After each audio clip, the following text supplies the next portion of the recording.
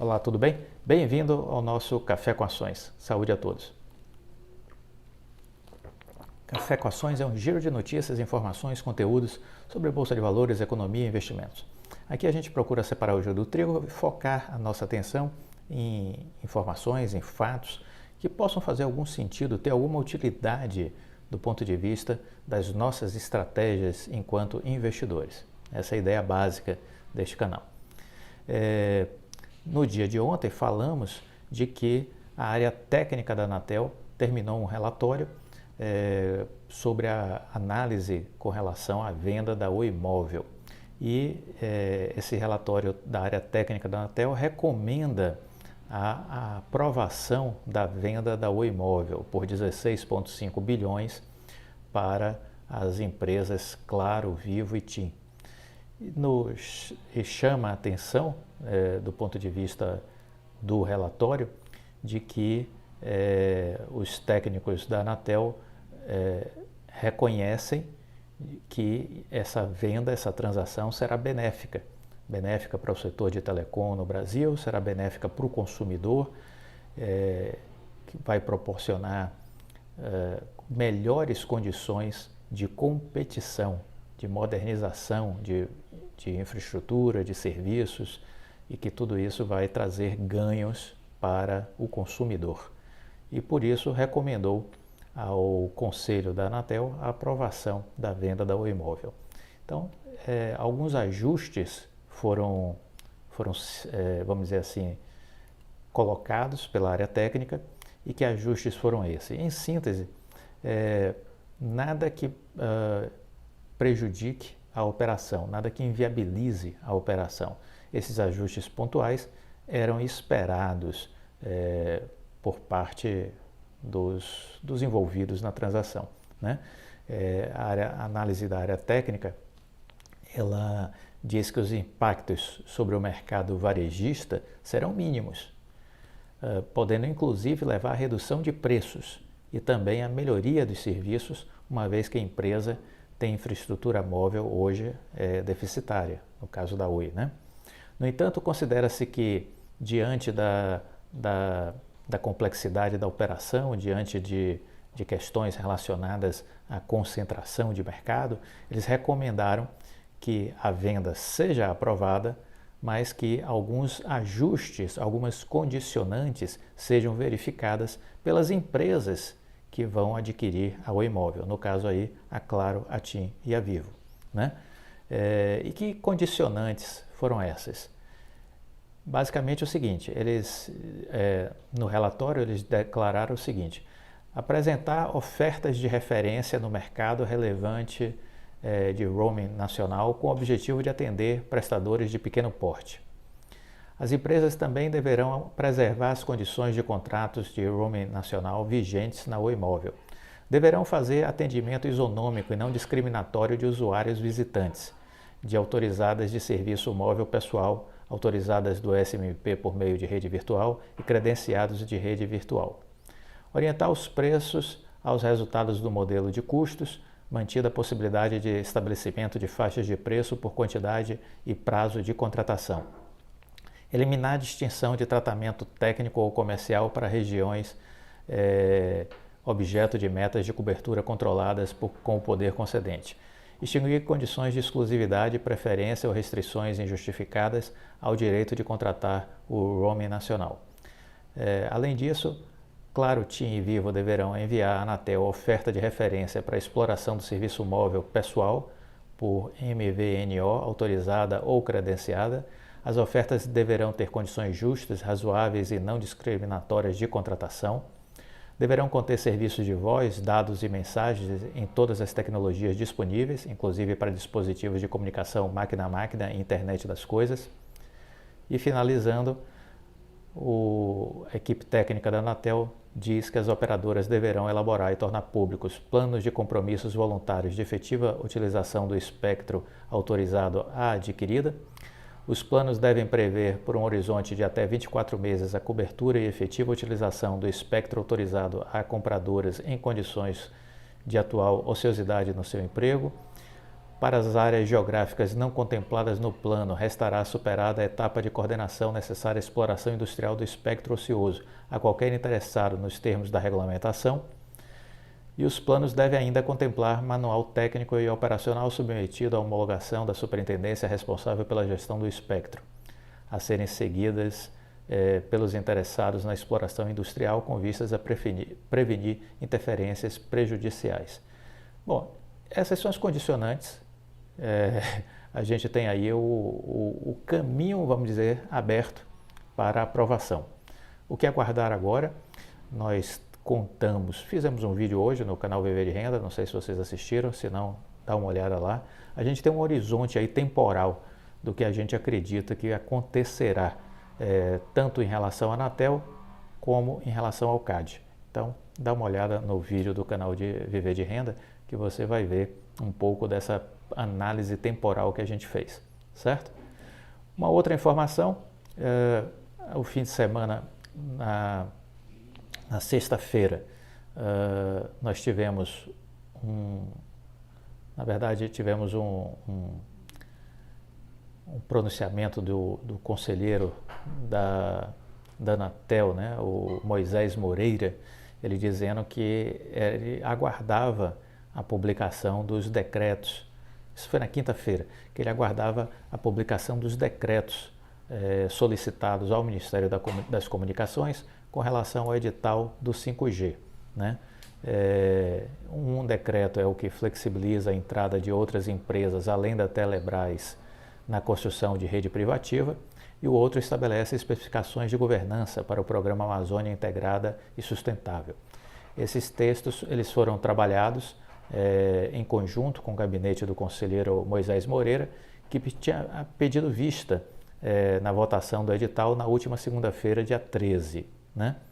E isso poderia, vamos dizer assim, gerar um eventual prejuízo no cronograma inicialmente traçado pelo ministro das Comunicações, de realizar o leilão do 5G até na primeira quinzena de outubro. Né? Então, o conselheiro se manifestou nesse sentido, e aí o governo correu, né, o Ministério das Comunicações correu e publicou no dia 17 os 2 decretos demandados pela Anatel.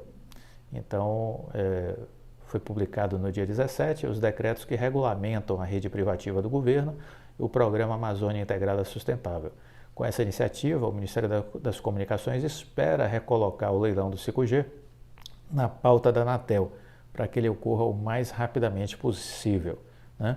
Os decretos foram publicados no dia 17 e agora a expectativa é que este assunto volte a tramitar junto ao Conselho da Anatel. Né? Vamos acompanhar, esse é um assunto que nos interessa por conta da marcação do leilão do 5G. 5G, que é importante que a gente entenda que não acontecerá sem que a infraestrutura da Oi seja utilizada. Né? Então, isso é uma coisa importante de entendermos.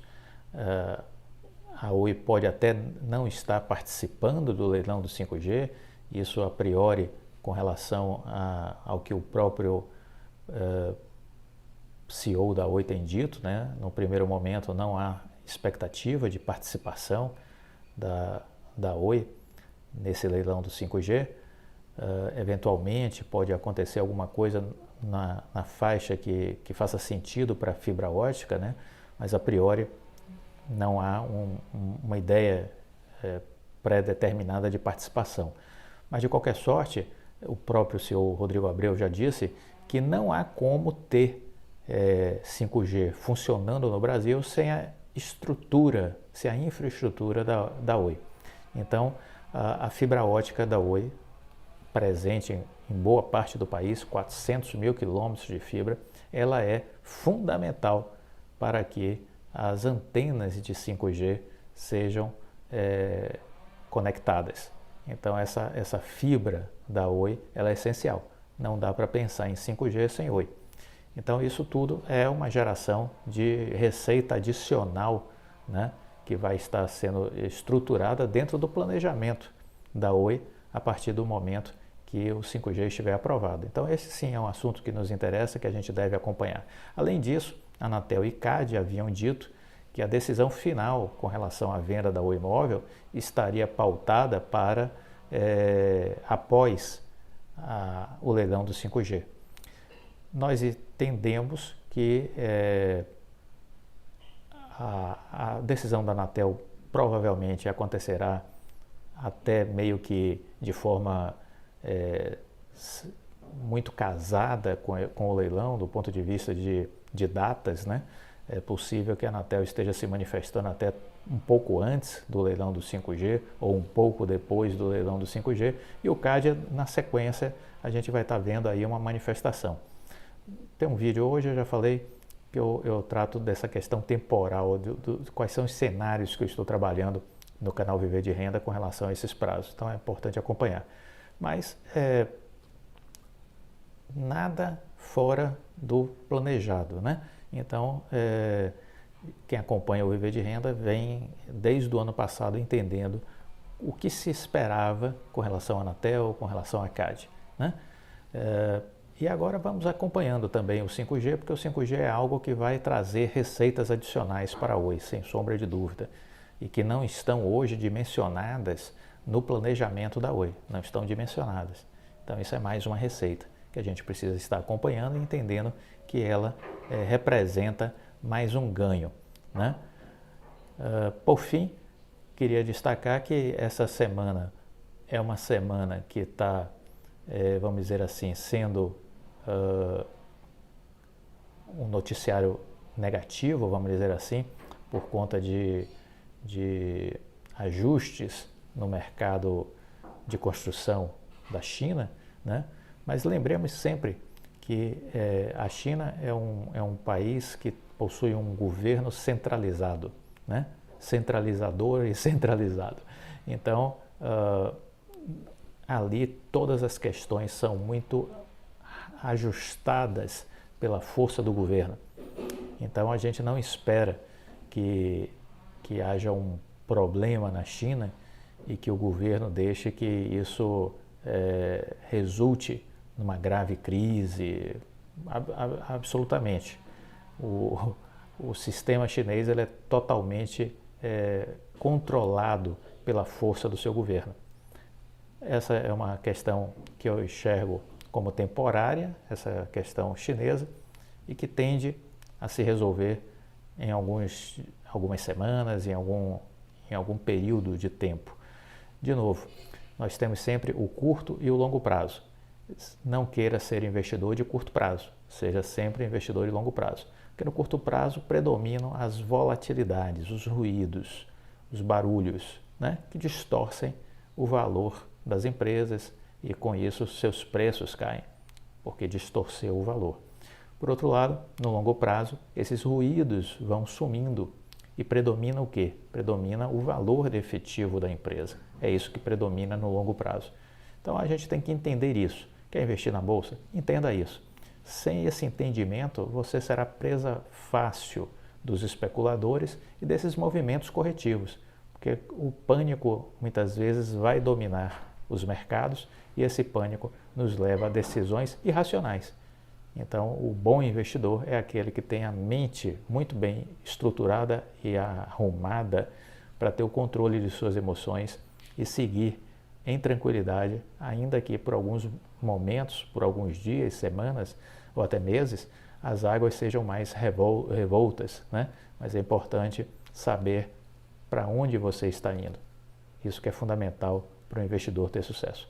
Gostou do vídeo? Deixe o like, compartilhe com os amigos, fique com Deus e até a próxima. Tchau!